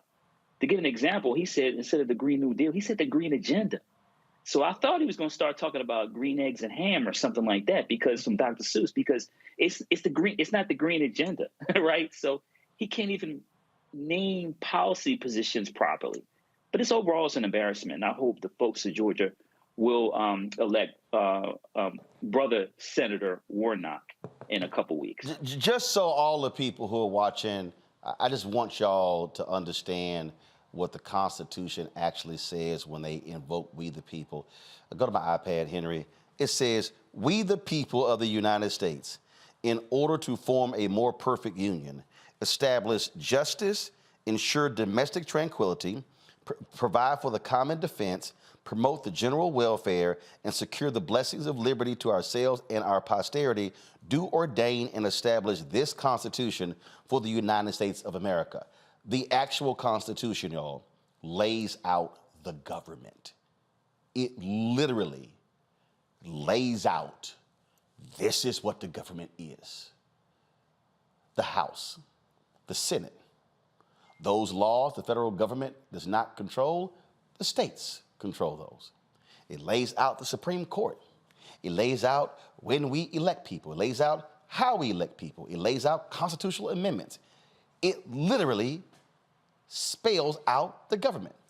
That's why, dumbass Herschel Walker, when someone is sworn in as a House member or as a Senate member or as the president, they literally recite an oath. They do. Georgia, y'all have got to turn, I'm telling y'all, listen to me very clearly. Do not play games when early voting starts or when you have election day on December 6th. These Republicans don't care that he's an idiot. They don't care that he doesn't know what the hell he's talking about. Georgia, don't do like the yahoos idiots in Alabama who elected one of the dumbest people ever in Tommy Tuberville, a former football coach. He's now one of their 2 United States senators. You cannot, I repeat, you cannot let this man anywhere near the United States Senate. You have got to ensure that you are turning out and you are giving money to the Warnock campaign, because I'm telling y'all, if what we're dealing with here, and Republicans do not care, we're dealing with this man potentially being one of the 2 Georgia senators. It would then be a tie. If Democrats maintain control and they win, it'd be 51-49. You lessen the power of Sinema and Manchin, and things can get done. But I'm telling y'all, if you play around with the vote, let me be clear. Herschel Walker can win. Rebecca, I keep telling these people, he can win. Don't think for a second. When you get to the runoff, it's 50-50. It's 50-50. If folk don't vote, that fool can be the one as a U.S. Senator, and he'll be there for the next 6 years, Rebecca. The next 6 years. Go ahead. So, a couple of things. I don't know much about Herschel Walker's football career. I'm assuming he was a dynamic football player, because that apparently is all that he has. But the other thing, let's talk about the Georgia runoff and the reason why you have runoffs in the South. Runoffs in the South were designed because they thought that Black voters were less likely to show up a few weeks after the general election. That is the sole reason why we have runoffs in the South. So I want to make sure that every Black viewer, every Black voter in the state of Georgia hears me clear. This is a scheme to make sure that you don't show up to vote, that you don't show up to make sure that your voice is counted, to make sure that you don't have a say in our democracy. So I don't care what you have to do, if you have voter fatigue, if you're sick and tired, if you're still upset that Stacey Abrams didn't win. But I am urging you to show up to vote December 6th. Folks, and as a part of that, Democrats have filed a lawsuit in Fulton County to stop a ban on voting on Saturday on November 26th. So the runoff election, again, it's going to be on December 6th, but the early voting begins on November 28th, except there's a provision that says some counties could start on November 26th. Well, now the Republicans have come out and said, oh, no. Because of Georgia law, they say it prohibits early voting on Saturday if a holiday falls within 2 days of it. Under state election law, early voting may begin as early as possible. Early voting, again, could be possible on Tuesday, November 22nd, Wednesday, November 23rd, and Sunday, November 27th. Yet, the Republicans are now saying, oh, Raffensperger and the elections chair said, oh, we made a mistake when we said it could be on November 26th because Robert E. Lee, that traitor, domestic terrorist holiday, is the day before the 26th, and so the law is that way.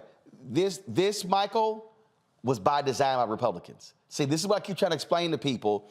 What other reason would you pass a law that says you can't have voting within 2 days of a holiday? Why? Because they saw the calendar.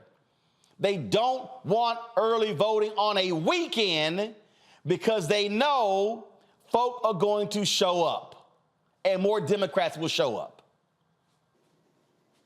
I didn't even know they had Confederate holidays anymore. I thought. Oh, hell yeah, they do. Tennessee does, Alabama, Mississippi. Look, the Republicans, they celebrate the Confederacy, those white domestic terrorists, more than anybody else. That's crazy. And South Carolina, too. Crazy. Hey, that's crazy. You know, it'll be interesting. I think part of the problem is self-inflicted, because whether there's voter suppression, clearly we know there is. But, you know, the issue is, and I heard, you know, when I was talking to some folks in Georgia a couple days ago, I already voted. I voted for Abrams. She didn't win. I voted for Warnock. He had more votes, but he didn't win. And now they want me to go vote again? And I'm not suggesting all Black Georgians think that way. Clearly, they do not. But there are a group that do feel that way. And we have to fix, no matter when there's an election, I don't care if it's for dog catcher, people of color need to be in line voting for everything, because that is the one way, your voice is heard, and elections have consequences. So I hope that folks are taking this seriously. I'm glad that the Senator in Nevada, Senator Masso, won. I mean, I think that's fabulous.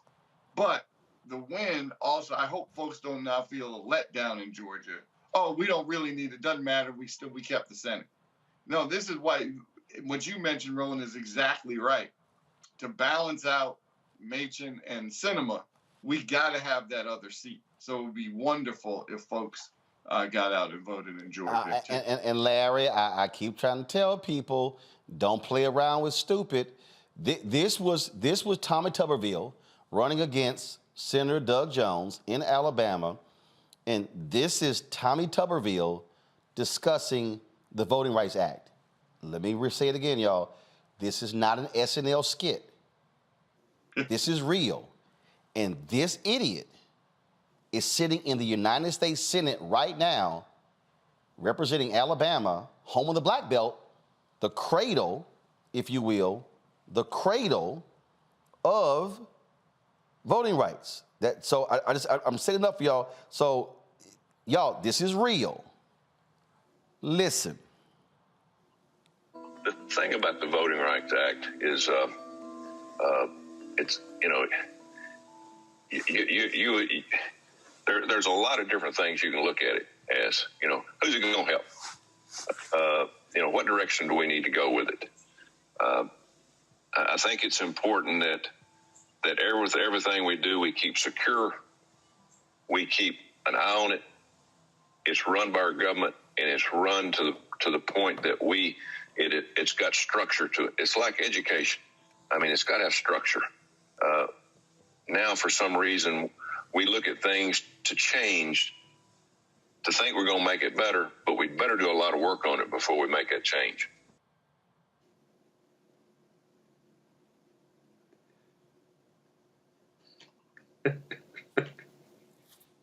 Larry, he actually said education.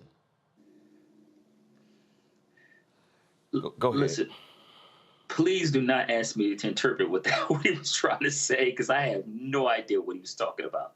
He could have talked about the fact that, you know, the Voting Rights Act, and essentially is kind of Jim Crow in America, or he could have talked about, you know, the impact the 2013 Supreme Court case had on the Voting Rights Act. But listen, we won't get into that. And listen, bro, in terms of Tuberville, he was a much better coach than he is U.S. Senator. And that is not the only clip that I've seen from him say something that makes absolutely no sense. But once again, this is our U.S. Senator. And also see a theme here for not only Tuberville being a former coach, but also Herschel Walker being a former player. So listen, let the folks who want to coach and be pro athletes, let them retire and go play golf. But we should not allow them to be U.S. Senator. And listen, we cannot have Herschel Walker for the next six years, you know, be one of two U.S. senators from the state of Georgia. And Roland, the other point is about, you know, we're more looking at 50-50 in terms of Senate. It's better to be 51-49, because then we take out some of the nonsense from some of the other U.S. senators we've already mentioned, and also allows Democrats to continue to work for the future to padding that number over the next couple of years. So we need Black folks and folks in general in Georgia to vote for Senator Warnock so that we can be 51-49. I literally, Rebecca, that was an actual audio of Tommy Tuberville. It was very disjointed, but he told off on himself with that, and with the first line. He said that with the Voting Rights Act, we need to understand who is targeted to help. Who is it supposed to be helping? And I think in that he told off on himself, even though the rest of what he said was discombobulated and very disjointed and a bunch of non sequiturs. But that's what this is about. I know sometimes some of your viewers and just people in general might be tired of hearing the whole black thing or the whole white and black thing. But let's talk about when it comes down to voting rights in this country. This is about making sure at its root, it was always about making sure that Black folks weren't full actualized citizens in this country, that we didn't have a full right, even though we were here at the beginning as well. But it's to discount us in the history, in the making, in the foundation of America. And so a lot of these folks who are against making sure that we have a strong Voting Rights Act, a lot of folks who are on the side of Shelby, a lot of those folks, those folks who were who supported gutting the Voting Rights Act, Sections 3 and 5, it's because they don't want Black people voting. So let's be clear. I know some of the people in this scheme now don't want young people voting. They don't want the elderly voting. They don't want the poor voting. They don't want other communities of color within communities of color. But when we look at Black folks in this country, that's what this thing was about, was making sure that Black folks in this country didn't have the right and the full agency under this Constitution in this very country. I'm just telling y'all. All right, folks, got to go to break. We come back, our Marketplace segment. Puzzle Company emphasizes the importance of Black art. We'll break that thing down next in our segment, of course, where we focus on Black-owned businesses. You're watching Roland Martin Unfiltered right on the Black Star Network. We'll be right back.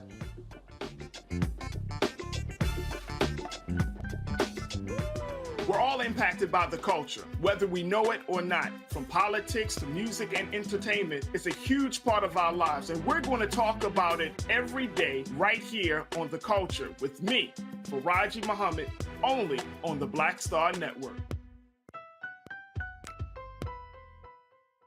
I am on screen, and I am representing what a Black man is to the entire world that's going to see this. And this might be the only Black man, a representation of a Black man that they see. Right. So I am responsible. Right. For how they see Black men. And it's my responsibility to, if I am not playing an upstanding, honorable, someone with a strong principle and moral core, to make sure that this character is so specific. Right. That it is him, not Black men. And I wish that more actors would realize how important their position is as an actor of color, playing people of color on screen. Because there are people that see us all over the world in these different images that we portray. And not everyone knows Black people to know. Yes. That's not all.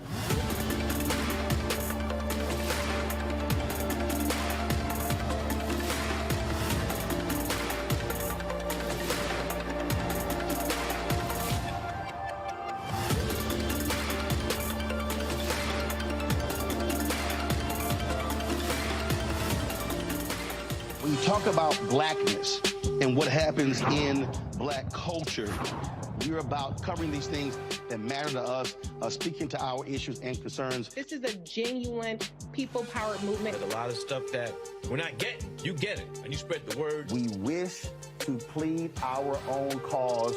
Too long have others spoken for us. We cannot tell our own story if we can't pay for it. This is about covering us. Invest in Black-owned media. Your dollars matter. We don't have to keep asking them to cover our stuff. So please support us in what we do, folks. We want to hit 2,000 people, $50 this month, raise $100,000. We're behind 100,000, so we want to hit that. Y'all money makes this possible. Check some money orders. Go to P.O. Box 57196, Washington, D.C. 20037-0196. The Cash App is $RM Unfiltered. PayPal is R Martin Unfiltered. Venmo is RM Unfiltered. Zelle is Roland at RolandSMartin.com. You know what's on the ballot. It's not just legislation and policies we believe in. It's democracy. Our democracy. There's a choice on the ballot between freedom and fear, between cruelty and compassion, between chaos and community, between voting or violence. And the end of rights generations have fought for. The extremists have a plan, a roadmap for a nation where your voice is silenced and your vote is a memory, where they count their votes and cast ours aside. That's why this year, this fight, this vote is so important. Register, engage, volunteer, fight back against the disinformation and despair, and most of all, vote, because your vote is all that stands between our future and theirs. Hi, I'm El DeBarge. Hey, yo, Peace World, what's going on? It's the Love King of R&B, Raheem Devon, and you're watching Roland Martin, Unfiltered.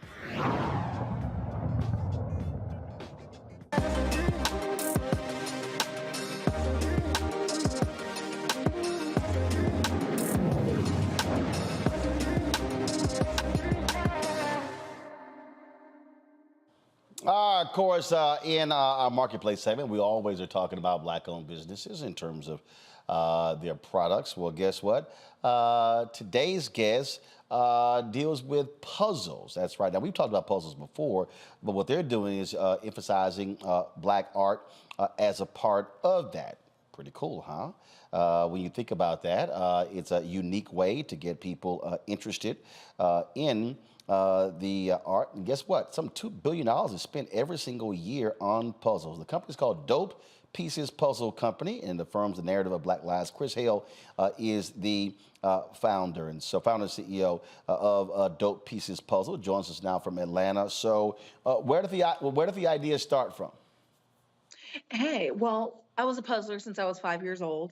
And as I got older, I had a hard time finding puzzles that represented me, people that looked like me, or the culture. I had a really good friend who was an artist, and he was getting ready for a show. He showed me an image of this beautiful black woman, and it automatically resonated with me. And I was like, this is what we're going to do next. Dope Pieces was born from that. You know, when we think about it, so you're obviously trying to solve the puzzle, but it's also teaching and educating and giving people an appreciation of black art. How many different puzzles do you have? Currently, I have 11 that are available, and we're going to release another 2 to 3 in early January. So always looking for new artists, but absolutely, it is connecting people with art. It's introducing people to art in a new way. It's a conversation piece and a way to bring people together over something beautiful. Absolutely. Questions go to my panel. Rebecca, I'll start with you. Rebecca? Rebecca, you first up with a question. Sure. So can you tell us how we can access your art and get it? Absolutely. You can go to the website, which is dopepieces.art. We are also located in a few stores. If you go to the website, they're listed on there. We're in the Denver Art Museum. I just did a drop-off at the King Center. We're also in Village Retail in Atlanta and a few stores in Maryland. But you can go to the website first. Thank you. And then I have a follow-up question. I noticed like some of my friends, like even like for mental health during the pandemic, they really got into puzzles. And so has that really impacted some of the work that you're doing and with the interest in using this art for puzzles? So I'll tell you honestly, so the pandemic did not affect Dope Pieces as much as George Floyd. When he passed away, a number of people were looking to support Black-owned companies, and they were also looking for themselves within their hobbies. And so that's actually what turned around Dope Pieces. And it really is an opportunity for people to see themselves reflected positively. And it was something that we really, really were looking for at that time. And even with the pieces that are coming up, the image it's showing right now, the journey, it's a family that, you know, is moving forward, the history lesson, and these beautiful pieces by Patrick Doerr. It's an opportunity for people to see themselves and have a positive interaction with art and with the people that they're working the puzzles out with. It's been a really good experience. Larry. Yeah, you talked about, in terms of, during the George Floyd, right after post-George Floyd, in terms of some of the growth we've seen, people want to support Black-owned businesses. We've seen a lot also the last 2-3 years in terms of like these large corporations like Target, et cetera, supporting Black-owned businesses. And I was curious to see if you've had any of these, entities, large corporations reach out to you, any current or future partnerships. Well, absolutely. So I just finished the Target Accelerator program, which they focus on Black and brown businesses that usually don't have the opportunity to get the information that's needed. But absolutely, I've had conversations with the Hawks. I've spoken to people with Target. Actually, I am I'm at Disney World right now, where they are doing segments in an intensive with Black-owned businesses. So absolutely, moving into those avenues and taking advantage of every opportunity.